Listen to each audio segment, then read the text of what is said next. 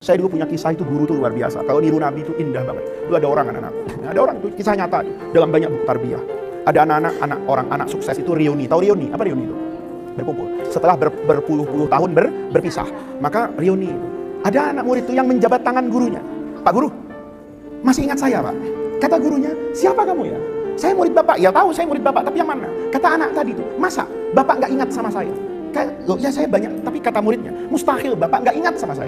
Karena dulu kan ada peristiwa Pak, yang tidak akan pernah Bapak lupakan kan pada saya. Kata gurunya, apa itu nak? Dia cerita, Pak, dulu di kelas, itu pernah terjadi pencurian. Ada teman yang kehilangan apa itu? Jam tangan di kelas. Maka ketika dia lapor sama Bapak yakin kan, yang ngambil itu pasti masih ada di dalam apa itu? Kelas. Karena pengakuan dia, saya tadi pagi jam 8 pakai jam itu, jam 9 kok nggak ada. Sementara belum pernah ada yang keluar dari kelas, berarti malingnya ada di dalam kelas.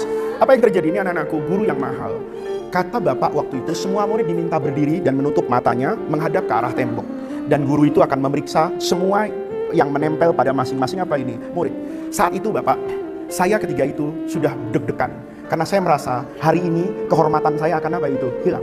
Kata Pak gurunya, kenapa? Ya karena saya pencurinya Pak. Loh, kamu yang nyuri?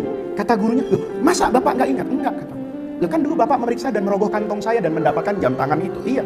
Tapi kamu masih ingat kejadian itu? Ingat Pak. Waktu Bapak menemukan jam itu, saya merasa bahwa itu adalah hari hancurnya kehormatan saya. Tapi itu ternyata tidak terjadi. Karena Bapak cuma mengambil jam tangan dari kantong saya. Kemudian setelah itu, Bapak minta kepada semua murid untuk membuka kembali ikatan matanya, duduk seperti biasa. Waktu itu saya pun masih merasa apa ini? Deg-degan. Karena mungkin Bapak akan mengumumkan, itu malingnya. Tapi itu tidak pernah terjadi Pak.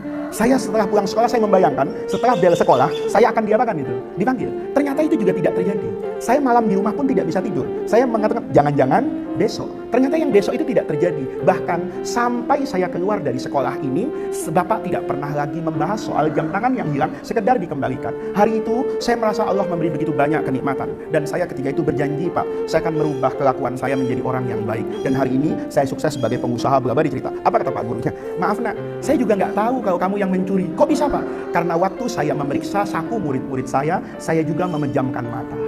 Agar saya tidak pernah tahu murid saya mana yang pencuri, agar tidak pernah merubah perasaan saya kepada murid-murid saya. Anak-anakku, itu akhlak. Orang yang bersih hatinya itu tidak ridho dan tidak ingin orang lain itu dipermalukan. Tapi al-fajir itu kata ulama, orang yang punya kekotoran hati dan kedengkian kepada orang itu sukanya apa itu? Ya bergosip, menyebarkan aib orang. Nah itu yang sebetulnya dibutuhkan oleh kamu nanti kalau jadi apa itu? Guru. Kamu harus ingat tuh, akhlak itu, kata-kata yang baik, sikap yang baik itu mampu merubah orang kafir Quraisy itu menjadi orang yang beriman di bawah Rasulullah SAW.